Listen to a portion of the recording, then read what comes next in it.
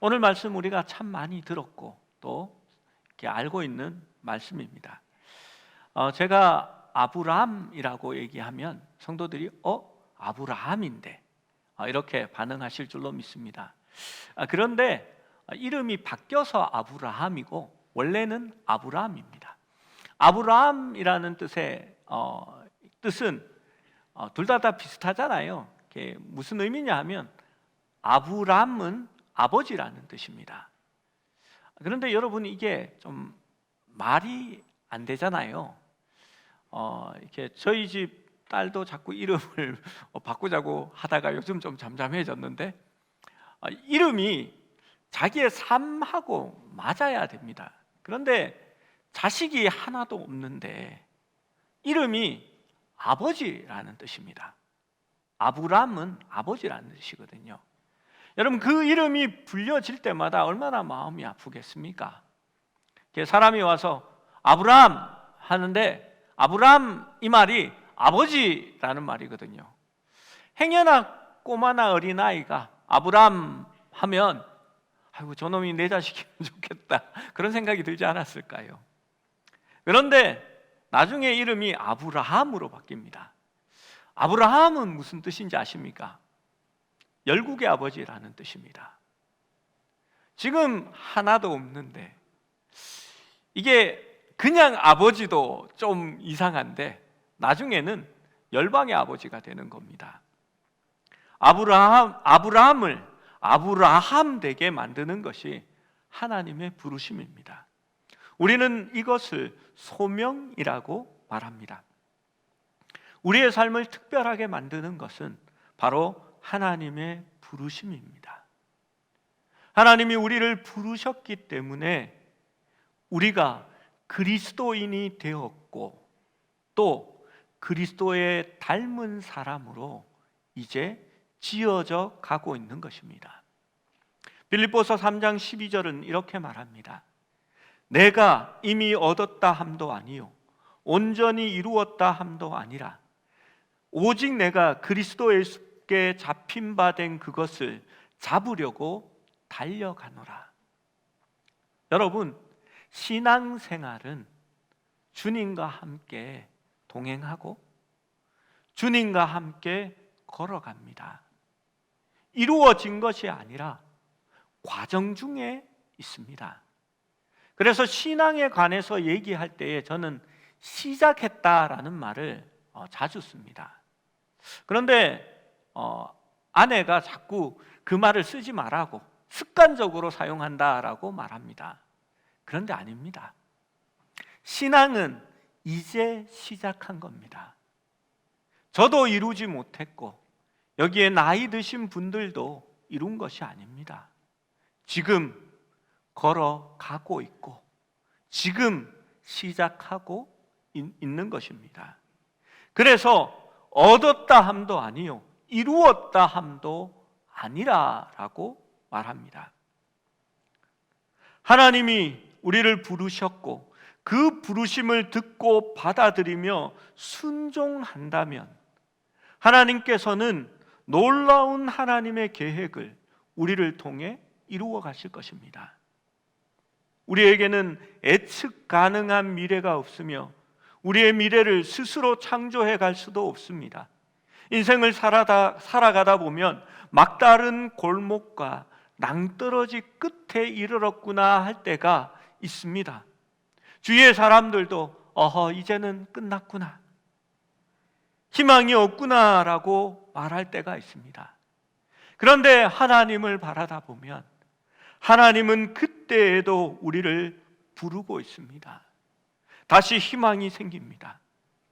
하나님의 부르심이 절대적인 것은 그 부르심이 참으로 은혜스럽다 생각되기 때문입니다. 여러분, 무언가 자격이 있어서 하나님이 부르는 게 아닙니다.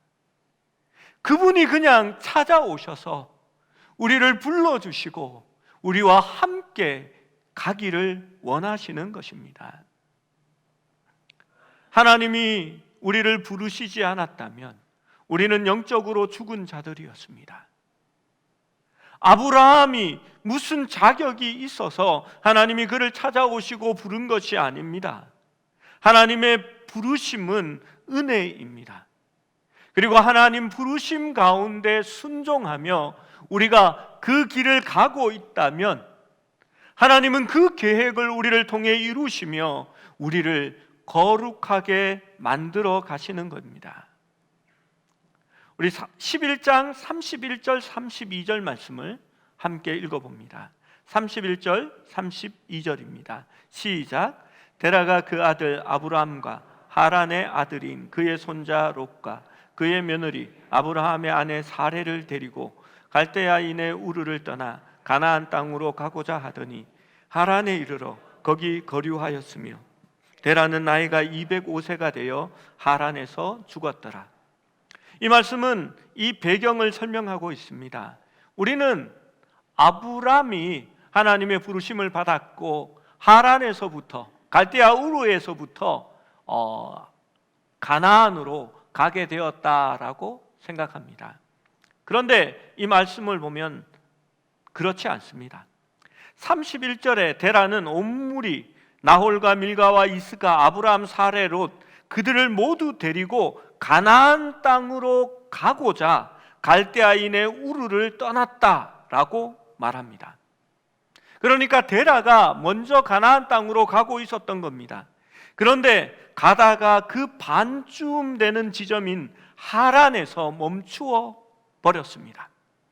그들은 더 이상 가고 싶지 않았습니다. 그때 데라는 145세였고 아브라함은 75세 때가 되었습니다. 그때 하나님께서 아브라함에게 찾아오시고 그를 불러주십니다. 그래서 아브라함이 하란을 떠난 겁니다. 아브라함의 아버지 데라는 하란에서 60년 동안을 더 살다가 205세가 되어서 하란에서 죽게 됩니다. 그리고 데라의 남은 자손들이 그곳에 있어서 나중에 야곱이 그리로 피신을 가게 됩니다. 외삼촌 라반이 그곳에 머물러 있었기 때문입니다. 여러분, 이 말은 아브라함이 아버지가 그곳에 있었을 때에 아버지가 계신 곳이 고향이잖아요. 그의 친척이 거기에 있었을 때에 고향과 친척과 아버지의 집을 떠났다라고 말하는 것입니다. 그를 잡는 많은 것이 그곳에 있었습니다. 평안함이 있었고 또 낯익은 익숙함이 그곳에 있었습니다. 아브라함은 장자였습니다. 그는 물려받을 많은 것이 그곳에 있었습니다. 그러나 그는 하나님의 명령을 들었을 때에 성경의 말씀에 보면 그 말씀을 따라 떠났다라고 기록하고 있습니다. 그 어떤 것보다도 하나님의 부르심에 우선했다라는 것을 볼 수가 있습니다. 누가복음 9장 59절 60절은 예수님께서 제자를 부르시는 장면이 나옵니다. 또 다른 사람에게 나를 따르라 하시니 그가 이르되 나로 먼저 가서 내 아버지를 장사하게 허락하옵소서. 이르시되 죽은 자들로 자기의 죽은 자들을 장사하게 하고 너는 가서 아버지의 나라를 전파하라 하시고 라고 말씀합니다. 이 말씀을 읽을 때에 우리 예수님 너무하구나. 아버지를 장사하는 게 당연하지. 왜 죽은 자는 죽은 자에게 장사하게 하고 너는 나를 따르라 하셨을까? 아브라함과 같은 배경이라고 보면 됩니다. 그의 아버지가 살아있는지 아니면 곧 죽었는지 금방 죽었는지 아니면 연로하셔서 죽기까지를 기다리는지는 몰라도 예수님은 더 중요한 것은 네가 나를 지금 따라야 한다라고 말씀하신 겁니다. 아브라함도 자기 아버지가 아직 살아 있었고 그곳에 자기가 기업으로 받아야 할 땅인들이 있었음에도 불구하고 그는 아버지의 집을 떠납니다. 말씀을 따랐기 때문입니다. 12장 1절 말씀에 여호와께서 아브라함에게 이르시되 너는 너의 고향과 친척과 아버지의 집을 떠나 내가 내게 보여줄 땅으로 가라 라고 말합니다. 그리고 2절 3절에 하나님께서 축복을 말씀합니다. 하나님이 아브라함을 큰 민족으로 만들어 주겠다라고 합니다. 여러분, 사례가 지금 불임임을 고려할 때에 아브라함이 아버지 되지 못함을 생각한다면 큰 민족을 이룬다는 것이 얼마나 복일까요? 하나님이 아브라함의 이름을 복되게 하고 창대하게 한다라고 말합니다. 이 복되게 한다라는 말은요, 너가 복이 된다라는 말입니다. 단순히 복을 받는 자가 되는 것이 아니라 아브라함 자체가 복을 받는 그릇이자 그 복의 전달자가 된다라고 말합니다. 게다가 하나님은 아브라함과 다른 이의 관계에 따라 나도 그들과의 관계를 맺겠다라고 말합니다. 하나님께서 아브라함과 동행할 때에 하나님은 아브라함 옆에서 아브라함을 보고 계신다는 말입니다. 그래서 아브라함을 축복하는 자에게는 내가 축복하겠고, 너를 저주하는 자에게는 내가 저주하겠다라고 말씀한 겁니다. 여러분, 놀라운 축복입니다. 당황스럽기는 하지만 아브라함은 모든 것을 버려두고 주님과 함께 동행하며 하란을 떠나고자 합니다. 여러분, 그런데 문제가 있습니다. 하나님께서 아브라함에게 내리신 지시는 명백한 방향 제시가 부족합니다. 아브라함은 그야말로 대충 떠나라라는 지시를 받았을 뿐입니다. 순례의 최종 지점에 대해서 분명하게 말씀하지 않습니다.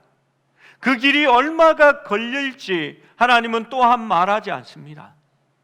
아브라함은 내가 내게 보여줄 땅으로 가라라는 말만 듣게 됩니다. 분명한 것은 한 가지입니다.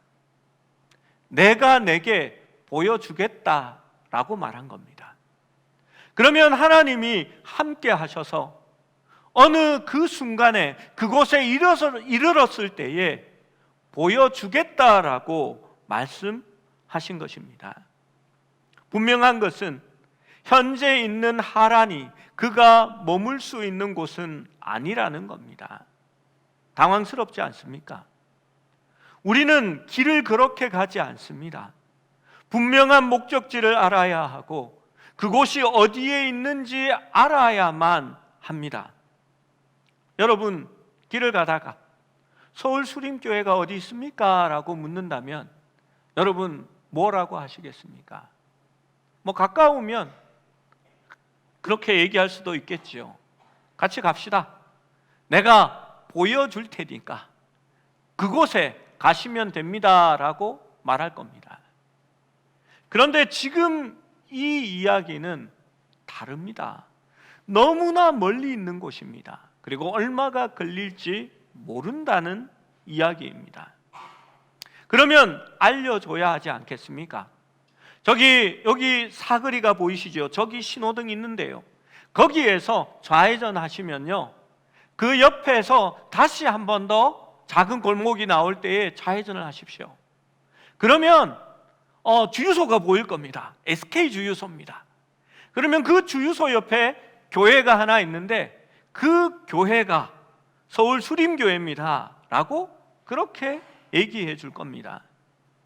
그러면 그래도 사람이 의심스러워 할 겁니다. 그러면 우리는 이렇게 말하겠지요. 상일로 136을 쳐보십시오. 그렇게 얘기할 겁니다. 그런데 기간도 모르고 어떠한 가야 할 길도 모르는 채 내가 내게 보여줄 땅으로 가라라고 하는 겁니다. 엄청난 축복을 말하지만 그래서 가서 어떻게 한다고 말하지 않습니다. 보여줄 그 땅에 가면 분명히 그가 새로운 것을 말씀하시겠지요. 그 보여줄 땅으로 가려면 분명히 그 땅이 시야에 들어오는 곳으로 가야 할 것입니다. 여러분의 눈에 보이는 현실의 확실한 안전보장과 편안함을 두고 눈에 보이지 않는 그 길을 순종함으로 가야 한다면 여러분 정말 가시겠습니까? 사실 우리의 인생이나 신앙은 그런 모양입니다. 여러분 신앙의 길이 눈에 확 보이십니까? 그렇지 않습니다. 신앙은 지금도 하나님과 함께 걸어가는 길입니다. 끊임없이 주님의 말씀을 들어야 하고 그 말씀을 따라 순종하며 나아갈 때에 하나님이 우리를 향한 놀라운 계획을 이루어 가시는 겁니다. 여러분 불안하기도 하겠지요. 그래서 믿음이 필요한 겁니다. 무엇을 믿는 겁니까? 내 확신을 믿는 게 아니라 나를 인도하시는 하나님을 믿고 나아가는 겁니다. 제가 신대원에 갔을 때 한 친구를 만난 적이 있습니다. 그 친구는 여자친구와 이제 이별한다고 하면서 마음이 많이 우울해져 있었습니다. 왜 이별을 하느냐 물어봤더니 자기가 이제 선교사로 나가려고 하는데 그 자매에게 확신이 없다고. 그래서 그 자매가 확신이 없어서 이제 그 자매를 놓아주어야 하겠다고 말합니다. 그러면서 노래를 하나 부르더라고요. 유행가인데 92년도쯤에 신해철 씨가 부른 내 마음 깊은 곳에 너라는 그 노래입니다. 그 중에 이런 가사가 있습니다. 너에게 내 불안한 미래를 함께 가자고 하긴 미안했기에. 제가 이 친구에게 아이고 바보야 믿음도 없구나 라고 얘기했습니다. 여러분 안전보장이 있고 확실해야만 함께 가는 게 아닙니다. 믿음의 길은 확실한 길이 아니라 믿음으로 말미암아 신뢰하면서 가는 길이 바로 믿음의 길입니다. 여러분 왜 하나님을 신뢰하지 못하십니까? 나의 인생의 운전대는 내가 잡고 있는 게 아닙니다. 하나님이 잡고 있습니다. 그리고 우리는 그 차에 타고 있는 겁니다. 인생을 이끌어 가시고 계획하시는 하나님을 믿을 수 있다면 여러분 갈 수 있는 겁니다. 저는 청년들에게 답답한 마음이 있습니다. 자신은 결혼하지 않겠다라고 말합니다. 자녀도 놓지 않겠다라고 말합니다. 여러분 어리석습니다.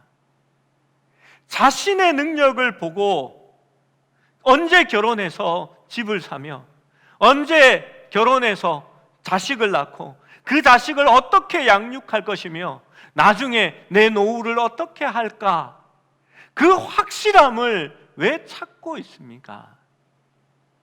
여러분 그것이 완전히 해결되는 사람은 진짜 금수저 명명밖에 없을 것입니다. 우리는 세상 사람과 다릅니다.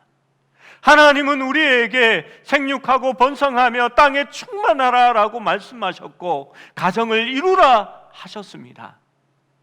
여러분 그러면 믿고 하나님의 이끄심에 따라갈 수 있어야 합니다. 왜냐하면 하나님께서 우리를 주장하시고 인도해 나가기 때문입니다. 하나님을 믿는다면 그것도 믿을 수 있어야 합니다. 아브라함은 어디로 가야 할지 알지 못했습니다. 그런데 하나님은 나중에 눈에 보이는 곳에 이르면 알려준다고 말합니다. 나를 믿고 따라오라고 말합니다. 그것이 믿음의 길입니다. 하나님이 이끌어 가시고 계획하시고 인도하시는 삶입니다. 여러분, 모든 것이 그렇지 않습니까? 목사인 저도 암울한 현실 속에서 확신 없는 목회를 하는지도 모릅니다. 코로나가 터지더니 교회 분위기가 많이 달라져 가고 있습니다. 성도들이 주일 성수에 대한 개념을 잃어버립니다. 이제는 목사님, 내가 차로 가면서 목사님 설교 들을 거예요 라고 말합니다. 그것이 잘못된 것인지 알지 못합니다. 교회에 나올 수 있는데도 인터넷으로 예배를 드리겠습니다 라고 말하는 분도 있습니다. 어쩔 수 없어서 사회적인 배려를 따라 우리가 잠시 거리를 둔 것이지만, 여러분, 그것이 영적인 거리로 다시 돌아가서는 되지가 않습니다. 여러분, 사회적인 거리를 회복하기 전에 우리가 하나님과의 영적인 회복이 다시 일어나야 할 줄로 믿습니다. 여러분, 목사로서 거창한 비전을 내세우고 놀라운 일을 외칠 수도 있습니다.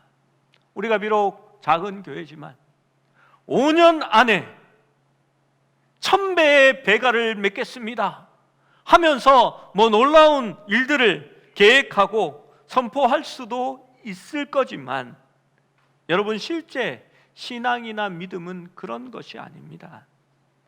하나님이 우리를 이끌어 가실 것이고, 우리가 순종하며 하나님이 우리를 이끄시는 대로, 그분이 원하시는 대로 순종한다면 우리는 날마다 하나님과 함께 한 걸음 한 걸음 걸어가는 것입니다.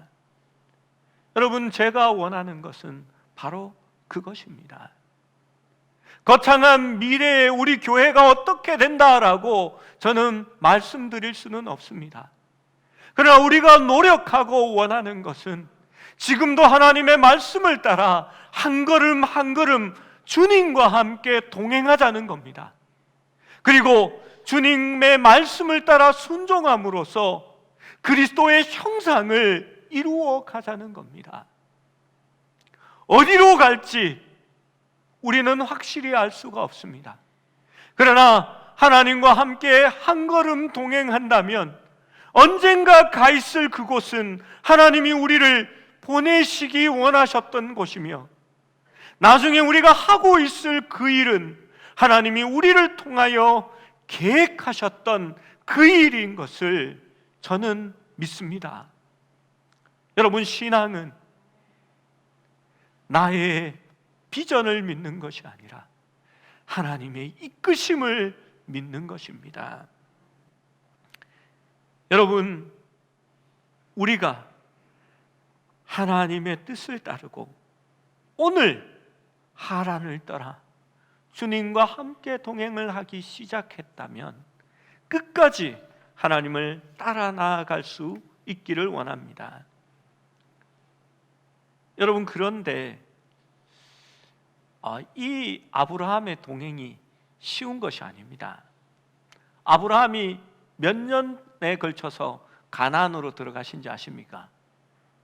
성경 말씀의 연도를 계산해 보면요, 15년이 걸렸습니다. 그리고 15년에 걸친 그 여행을 마치고 이제 하나님이 보여주시는 그 땅에 도착했습니다. 7절 말씀에 여호와께서 아브라함에게 나타나 이르시되 내가 이 땅을 내 자손에게 주리라 하신지라. 자기에게 나타나신 여호와께 그가 그곳에서 제단을 쌓고라고 말합니다. 아브라함은 실망하지 않고 감사함으로 거기에 제단을 쌓았습니다. 그런데 저는 실망했습니다. 우리 하나님, 그냥 빨리 인도해 가시면 되지, 거기가 뭐 그렇게 멀다고 15년을 이끌고 가셨을까? 그리고 15년을 이끌고 가셨으면 하나님께서 그 땅을 다 정리해 놓았어야지요. 그렇지 않습니까? 저만 그것을 기대했습니까? 거기에 갔더니 다른 사람이 자기 집이라고 그 땅에 살고 있습니다. 가나안의 땅이었습니다. 제가 기대한 것은 하나님이 땅을 다 정리해 놓으시고 15년에 걸쳐서 아브라함을 끌고 왔다면 이제 등기부 등본 딱 준비해 놓고 이제 소유권 이전 준비 하나님이 미리 해 놓으시고, 아브라함 인감도장 꺼내, 도착하자마자 딱 보여주시면서 도장을 탁 찍어야 하지 않겠습니까? 그런데 하나님이 이렇게 말합니다. 아브라함에게 너한테 준다는 것도 아니고 내 자손에게 이 땅을 주리라 라고 말합니다. 사실 이것은 땅에 관한 말씀이 아닙니다. 하나님의 놀라운 비전에 관한 말씀입니다. 하나님은 아브라함에게 그렇게 하셨던 것처럼 우리를 향하여서도 하나님의 놀라운 계획과 비전을 가지고 계십니다. 그 비전은 우리의 당대에 끝날 것이 아니라 우리의 자손들과 내일과 또한 다음 세대를 위한 놀라운 비전인 것입니다.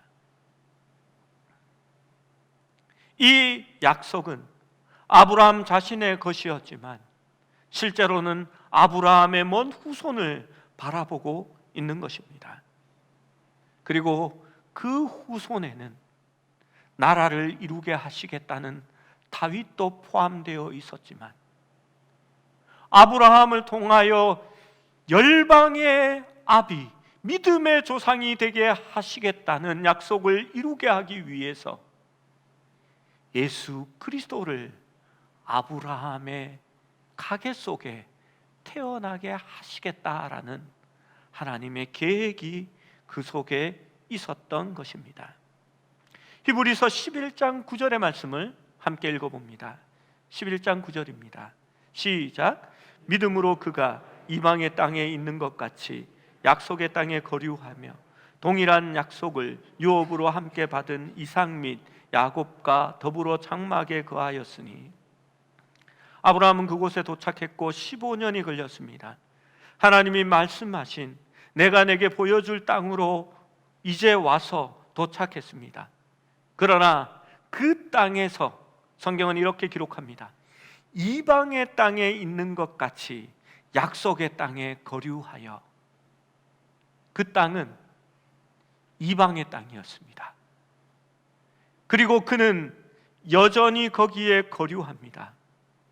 그래서 거류민으로 살고 있는 것이 아니라 실제로 아브라함을 보면 그 땅의 가장자리에 정착하여서 이리저리로 그 가장자리를 옮겨 다닙니다. 아브라함이 점점 남으로 이동하여서 나중에는 네게부에 이르게 됩니다. 예전에 시편 126편을 설교하면서 네게부의 지형과 그 기후에 대해서 말씀드린 적이 있는데 기억나십니까? 거기는 농사 지을 수 있는 땅이 아닙니다. 사막에 가까운 땅입니다. 농사를 짓기 위해서는 천수답처럼 하늘을 바라보고 하나님께 기도할 수밖에 없는, 아버지여,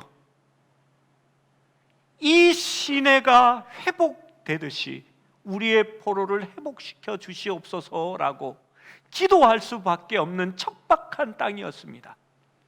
하늘의 비가 내리지 않으면 그 말라있는 시내가, 사행천이 회복되지 않기 때문에 씨를 뿌리러 나갈 때는 눈물을 흘리며 기도할 수 없는 땅이었습니다. 아브라함은 그곳에까지 흘러가게 되는 것입니다. 그는 약속의 땅에 거류민으로 살고 있습니다. 그러나 그 약속을 믿고 또한 기다리고 있는 것입니다. 저는 하나님이 참 좋습니다. 그분을 신뢰합니다.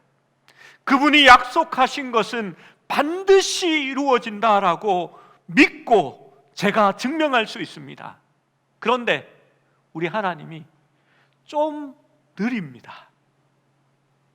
인도하신다고 하면 바로 인도하시면 되는데 꼭 15년씩 걸립니다. 그리고 다 해결해 놓고 도장만 찍도록 하면 되는데 하나님이 반드시 내가 이룰 것인데 네 자손에게 주겠다라고 말할 때도 있습니다. 그러나 아브라함은 믿었습니다. 하나님의 말씀이기 때문입니다. 야고보서 2장 23절은 이렇게 말씀합니다. 2장 23절 말씀도 같이 읽습니다. 시작. 이에 성경에 이른 바 아브라함이 하나님을 믿으니 이것을 의로 여기셨다는 말씀이 이루어졌고 그는 하나님의 벗이라 칭함을 받았나니. 그렇습니다. 아브라함은 여전히 믿고 있었습니다. 그래서 하나님은 그를 의롭다 여기셨습니다. 그리고 하나님은 아브라함을 내 벗이라, 친구라 칭하셨습니다. 아브라함은 고향을 떠나오면서 가족과 친척과 정들었던 친구들을 모두 버려야 했을 것입니다. 자신의 삶의 기반과 상속자의 권리도 포기했습니다. 믿음의 길로 들어서는 순간 무엇을 소유하고 더 가지느냐는 차선의 문제입니다. 믿음은 하나님과 동행하여야만이 그 길을 잃지 않기 때문입니다. 믿음에 있어서 중요한 것은 주님을 바라보고 그 음성을 듣고 그 음성대로 순종하며 살아가는 삶인 것입니다. 그래서 주님이 가라 하시면 가고 서라 하시면 설 수 있는 그 삶이 되어야 하는 것입니다. 모든 것을 잃어버렸는지 몰라도 아브라함은 하나님과 동행하는 것을 선택했고 하나님은 그에게 있어서 모든 것을 버리고 희생한 대신에 얻은 상급이요 재산이요 아브라함의 기업이 된 것입니다.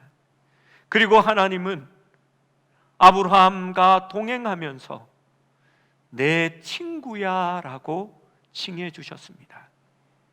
그것이 아브라함의 상급이 되었습니다.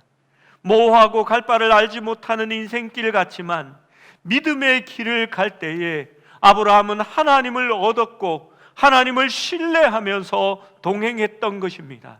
그렇게 할 때에 하나님께서는 아브라함의 큰 상급이 되어주시고 큰 도움이 되어주시며 아브라함에게 친구가 되어주신 것입니다. 여러분, 아브라함을 통하여서 우리는 놀라운 은혜와 축복을 볼 수가 있습니다. 그는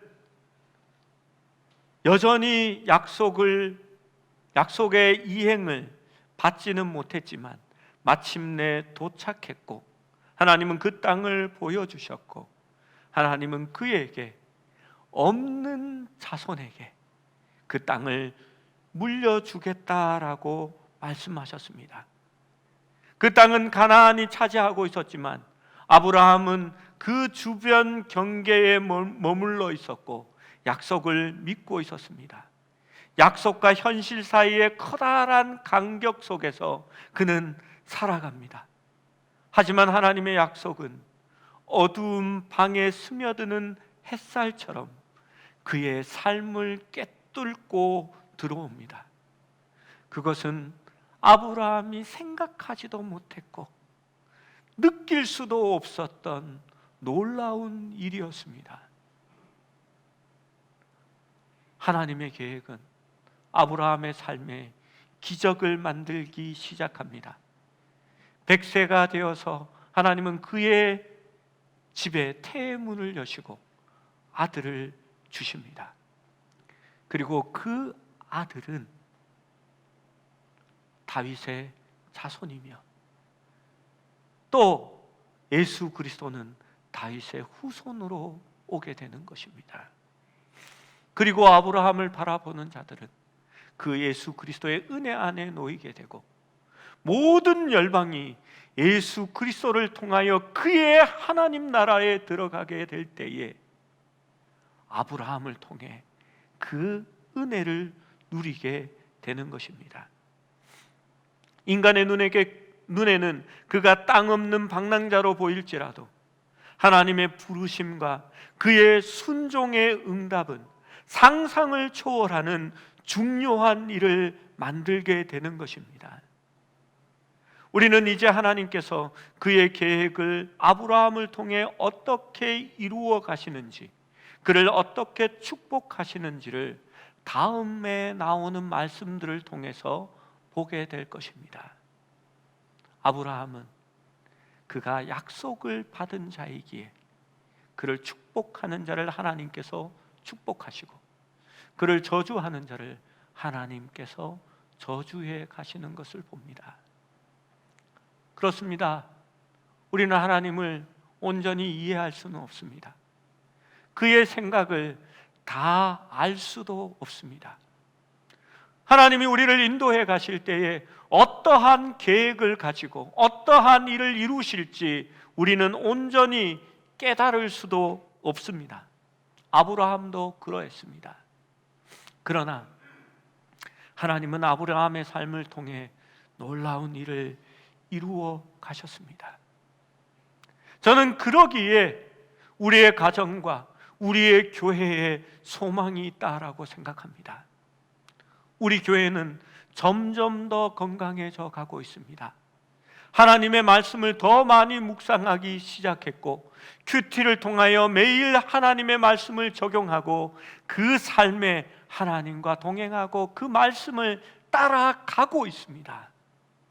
그리고 하나님은 그의 계획을 우리의 삶을 통해, 우리의 교회를 통해 이루어 가고 있음을 믿습니다.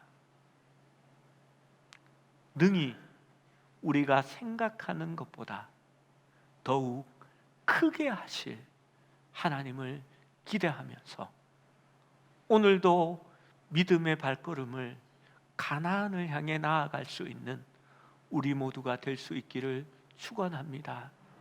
여러분, 데라처럼 멈추어 서지 마십시오. 아브라함처럼 모든 것을 뒤로하고 주님을 따라 나아갈 수 있는 저와 여러분이 될 수 있기를 축원합니다.